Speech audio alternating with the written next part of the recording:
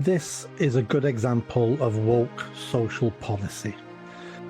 The problem's changed over the last 20 years. The problem now is to do with mass immigration.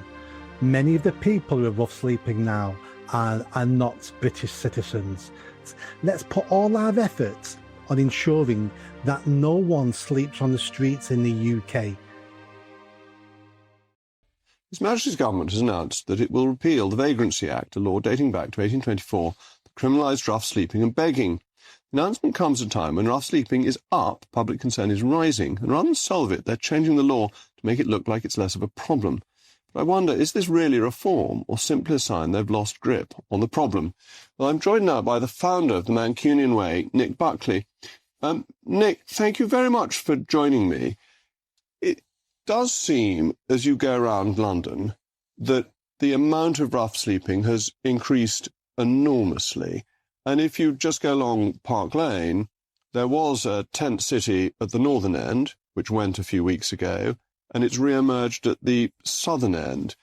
This is something that really ought to be dealt with. It's a problem. And does changing the law in this way really make any difference? This is a good example of woke social policy. So what they're doing is they're saying, we want to treat people who are living on the streets, we want to treat them slightly better.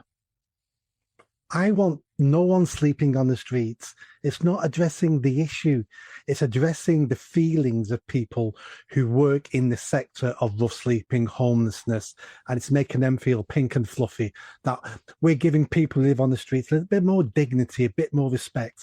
Forget dignity, forget respect. Let's put all our efforts on ensuring that no one sleeps on the streets in the UK.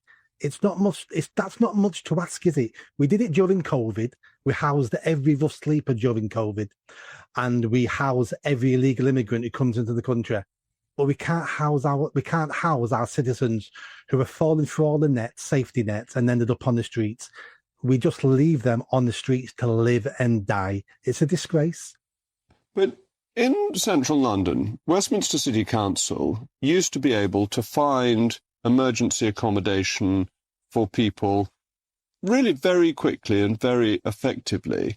And then during COVID, it got even better and they managed to find somewhere for everybody to go. What is underlying the re-emergence of this problem on as big a scale as certainly I can ever remember? The problem's changed over the last 20 years. The problem now is to do with mass immigration.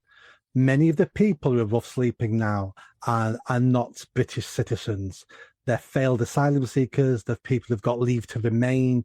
So then the government washes their hands of them, say, you need to sort yourself out now. So they end up on the streets. There's still some indigenous, white, British, working class people, drug addicts, mentally ill, who are on the streets. But they're still in small numbers and they definitely need helping. But now we've got an extension of the migrant crisis. That's what these tent cities are. And if you think you've got a problem in London with tent cities at the moment, wait till this piece of legislation has been removed, because then people can set up tent cities anywhere they want, outside your local Tesco's, outside your house. It'll be like New York, it'll be like LA and San Francisco. Crime will increase. It will be a nightmare.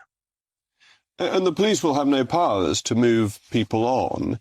And clearly they don't have the right powers already, because I'm absolutely intrigued about the Park Lane tent city.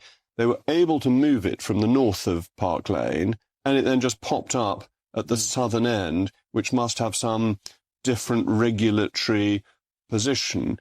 And you're saying most of these people will be probably illegal immigrants. And so it's a failure of the migration system that is underpinning the explosion in rough sleeping. And so these two problems need to be tackled together. And that requires some criminal law that if you're here illegally, you should be removed. I'm sure you have this conversation every day with a different guest about the mass immigration problem we have in this country. It doesn't work. It's a complete failure.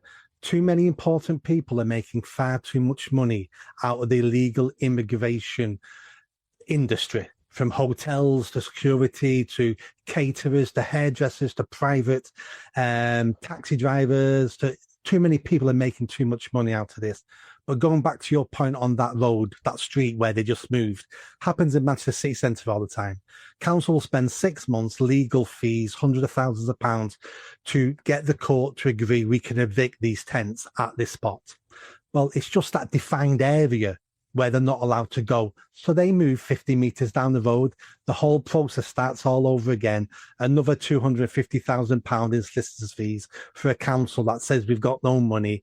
And the whole joke continues over and over again. I don't want anyone living on the streets in the UK, not even foreigners, not even illegal immigrants, because it's a stain on the country. It's a stain on us as compassionate people. We need to get people off the streets, not lovely hotels, not lovely one-bedroom flats, but I'm talking about getting people off the streets into hostels, into campsites, into anything, not living and dying on the streets. And so how do you think that can be managed? Because the Chancellor announced today that the hotels for asylum seekers will be closed in 2028, 2029. That will create surely further pressure and put more people on the streets. There seems to be no joined-up thinking in government to reduce the number of people who are liable to be sleeping rough, to either provide for them, or if they shouldn't be here, to remove them. Well, the government will stop using hotels. And we already know what the solution to that is. They're already telling councils, you need to start giving these people council houses, which means if you're a British citizen in the country at the moment waiting for a council house, you ain't got a chance in hell, because homeless migrants will be the top of the list to get council houses, a council accommodation, because it saves national government money. That's the driving factor there. It's a chicken and eggs syndrome again. So we'll have migrants who are on the way to this country now because they know, worst case scenario, I end up on the streets. And living on the streets in the UK is so much better than living on the streets in Mogadishu, in Ghana, in Kathmandu. So even though we think it's a bad situation for them, it's better than where they came from. But we can't accept it. So we can set up, if you can imagine like a Butlins camp, set up Butlins camp. That's a bit like a prison because we don't want these legal immigrants coming and going. It's not a holiday camp, but we need to accommodate them in tents, off the streets. And then the answer is mass deportations. Otherwise, We're playing with this problem all the time. Well, Donald Trump showed that that's possible. Thank you very much, Nick.